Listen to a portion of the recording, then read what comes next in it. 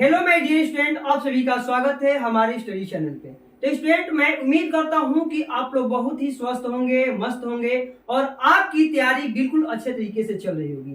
तो जितने भी स्टूडेंट 2025 के बोर्ड परीक्षा देने वाले हैं, उन सभी के लिए मैं सामाजिक विज्ञान के पूरे किताब से जितने भी महत्वपूर्ण बहुविकल्पी प्रश्न है, उन सभी को मैं एक एक करके आप सभी को पढ़ाऊंगा। तो आप लोग इस वीडियो को पूरे अंत तक देखिएगा और एक एक क्वेश्चन को अच्छे से समझिएगा, ताकि बोर्ड एग्जाम में जा करके आपका एक भी बहुविकल्पी प्रश्न गलत ना हो। तो चलिए बिना देर किए हम वीडियो को स्टार्ट करते हैं और एक एक बहुविकल्पी प्रश्नों का अध्ययन करते हैं। चलिए मेरे प्यारे बच्चों, आपका पहला बहुविकल्पी प्रश्न है कि निम्न में से किस संधि के फलस्वरूप यूनान को एक स्वतंत्र राष्ट्र के रूप में मान्यता मिली। आपको बताना है कि कौन सी संधि थी जिसमें यूनान को स्वतंत्र राष्ट्र घोषित कर दिया गया था। ऑप्शन है आपका पेरिस की संधि, वर्साय की संधि, वियना की संधि या ये कुस्तुनतुनिया की संधि। तो इसका राइट आंसर क्या हो जाएगा मेरे प्यारे बच्चों? इसका राइट आंसर डी हो जाएगा, कुस्तुनतुनिया की संधि। ठीक है, ऑप्शन डी बिल्कुल यहाँ से सही हो जाएगा। अब हम आगे बढ़ते हैं और नेक्स्ट क्वेश्चन को लेते हैं। तो हमारा नेक्स्ट क्वेश्चन क्या है मेरे प्यारे बच्चों?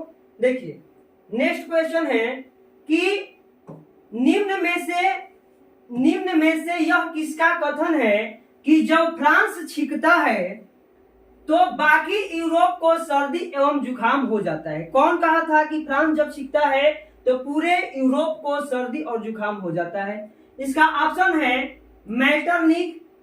इसका ऑप्शन है मेरे प्यारे बच्चों मेटरनिक, काबूल, बिस्मार्क और मेसिन।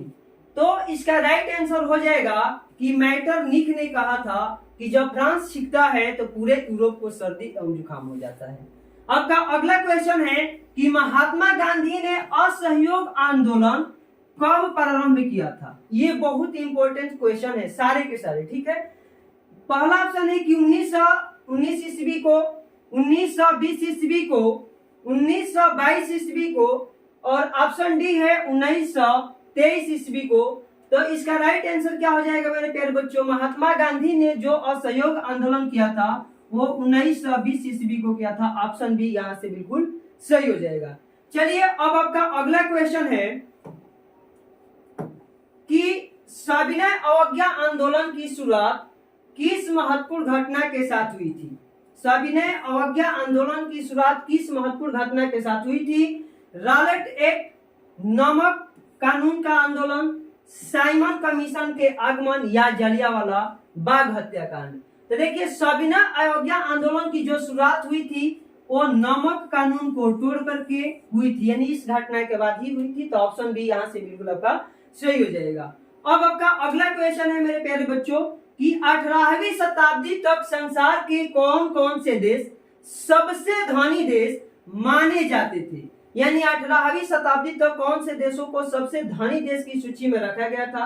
ऑप्शन है कि जापान और भारत, ऑप्शन बी है फ्रांस और अमेरिका, ऑप्शन सी है चीन और भारत और ऑप्शन डी है चीन और इटली। तो इसका राइट आंसर हो जाएगा मेरे प्यारे बच्चों कि चीन और भारत को 18वीं शताब्दी तक सबसे धनी देश की सूची में रखा गया था। ऑप्शन सी बिल्कुल यहाँ से सही हो जाएगा। चलिए अब हम अपने नेक्स्ट क्वेश्चन की तरफ बढ़ते हैं। तो मेरे प्यारे बच्चों, नेक्स्ट क्वेश्चन क्या कह रहा है? देखिए कि संकटग्रस्त प्रजातियों की सूची में निम्न में से कौन सी संस्था तैयार करती है? संकटग्रस्त प्रजातियों की सूची निम्न में से कौन सी संस्था है जो तैयार करती है, बताती है कि कौन सी प्राणी संकटग्रस्त स्थिति में चला गया है? इसका ऑप्शन है पहला IUCN, दूसरा है WTO, तीसरा ऑप्शन है UN, यहाँ O होना चाहिए, ठीक है, और चौथा ऑप्शन है FAO। तो इसका राइट आंसर हो जाएगा मेरे प्यारे बच्चों IUCN। ठीक है, इसका फुल फॉर्म आप लोग अच्छे से याद कर लीजिएगा। चलिए हम नेक्स्ट क्वेश्चन की तरफ बढ़ते हैं। तो हमारा नेक्स्ट क्वेश्चन क्या कर रहा है मेरे प्यारे बच्चों? नेक्स्ट क्वेश्चन है कि इनमें से कौन सा संरक्षण तरीका समुदायों की सीधी भागीदारी नहीं करता है? संयुक्त वन प्रबंधन, बीज बचाओ आंदोलन और ऑप्शन सी है चिपको आंदोलन, ऑप्शन डी है वन्य जीव पशु विहार परिसीमन। तो इसका राइट आंसर हो जाएगा ऑप्शन डी वन्य जीव पशु विहार परिसीमन। ऑप्शन डी यहां से बिल्कुल आपका सही हो जाएगा। अब नेक्स्ट क्वेश्चन की तरफ बढ़ते हैं। तिहरी बांध परियोजना किस राज्य में स्थित है? तिहरी बांध परियोजना, ठीक है। तो ये भी जो इम्पोर्टेंट सारे क्वेश्चन है। पहला है कि पंजाब में, दूसरा है गुजरात में, ऑप्शन तीसरा है कि उत्तराखंड में स्थित है और ऑप्शन डी है कि मध्य प्रदेश में। तो टिहरी बांध जो परियोजना है मेरे प्यारे बच्चों वो उत्तराखंड में स्थित है। ऑप्शन सी यहाँ से बिल्कुल सही हो जाएगा। चलिए अब नेक्स्ट क्वेश्चन की तरफ बढ़ते हैं। इनमें से कौन सी एक फलीदार फसल है? ऑप्शन है कि दालें, ऑप्शन बी है मोटे अनाज, ऑप्शन सी है ज्वार तिल और ऑप्शन डी है कि केवल तिल है। तो कौन सी एक फलीदार फसल है? तो इसका राइट आंसर हो जाएगा कि जो दालें हैं मेरे प्यारे बच्चों वो एक फलीदार फसल है। ऑप्शन ए बिल्कुल यहाँ से सही हो जाएगा। अब चलिए नेक्स्ट क्वेश्चन देखते हैं। नेक्स्ट क्वेश्चन हमारे प्यारे बच्चों क्या है? नेक्स्ट क्वेश्चन है कि इनमें से कौन सी रबी की फसल है? रबी की फसल कौन सी है आपको बताना है। चावल, चना, काला चना लिखा है ऑप्शन में आगे करके, मोटे अनाज या कपास। तो रबी की फसल इनमें से कौन सी है? तो रबी की फसल जो है चना है, काला चना है। आपको फसलों के बारे में बिल्कुल अच्छे से तैयारी करके चले जाना है।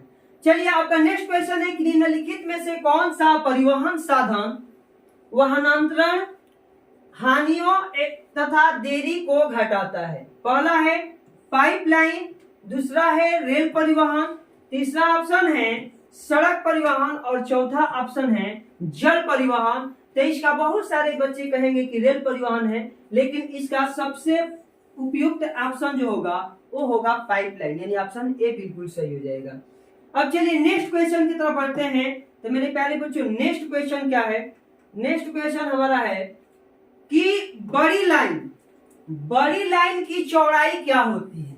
ठीक है, पहला ऑप्शन है कि 1676 मिलीमीटर, 1000 मिलीमीटर, 762 मिलीमीटर या 610 मिलीमीटर।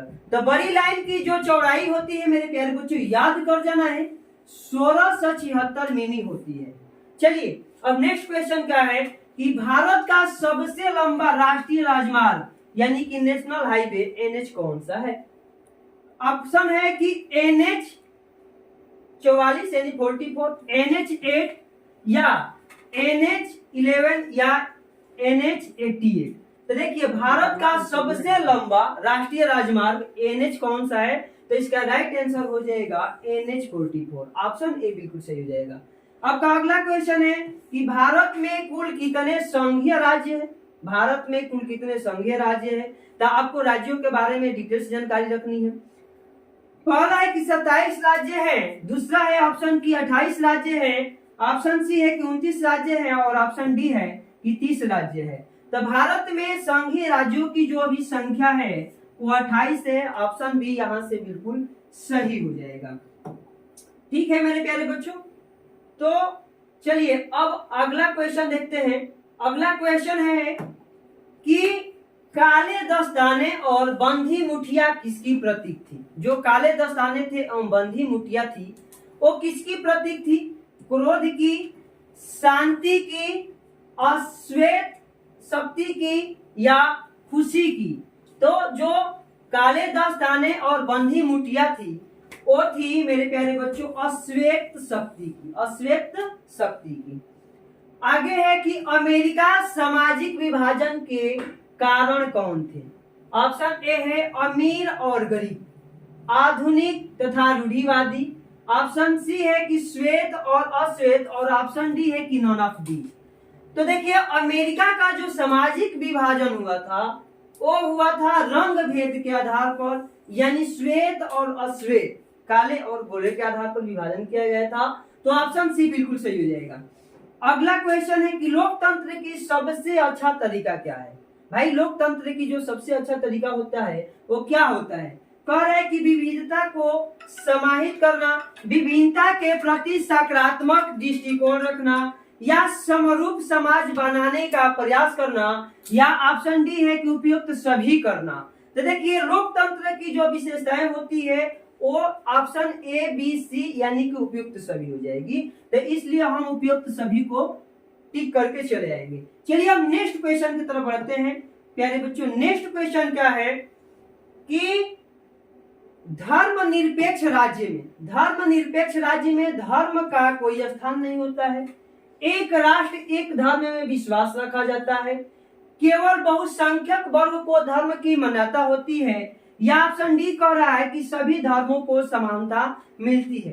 तो धर्मनिरपेक्ष कहने का मतलब ही हुआ मेरे प्यारे बच्चों, जहां धर्म को समान दृष्टि से देखा जाए, यानी सभी धर्मों का इज्जत किया जाए। तो इसका राइट आंसर डी हो जाएगा कि सभी धर्मों का सम्मान करना ही धर्मनिरपेक्षता है।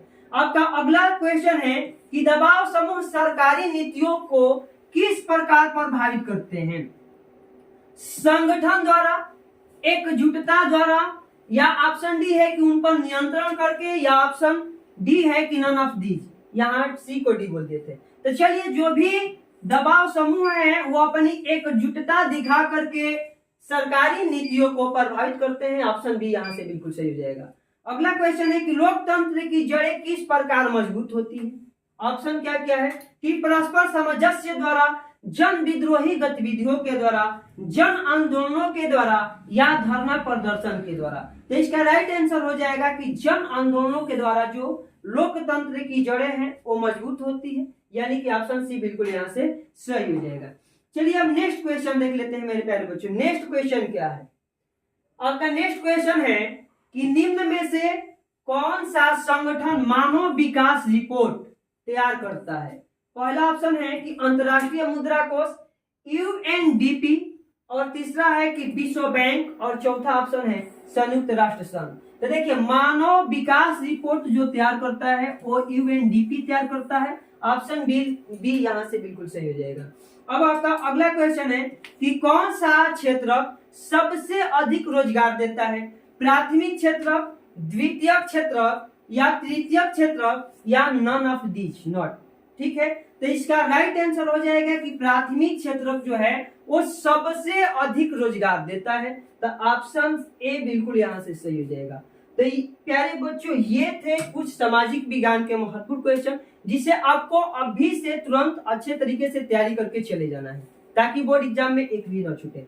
तो प्यारे बच्चों अगर यह वीडियो आप सभी को अच्छी लगी है तो वीडियो को एक प्यारा सा लाइक कीजिए, अपने दोस्तों में शेयर करिए, और हमारे चैनल पर यदि पहली बार विजिट किए हैं तो हमारे चैनल को सब्सक्राइब कर लीजिए। तब तक मिलते हैं आपसे अगली और नेक्स्ट वीडियो में।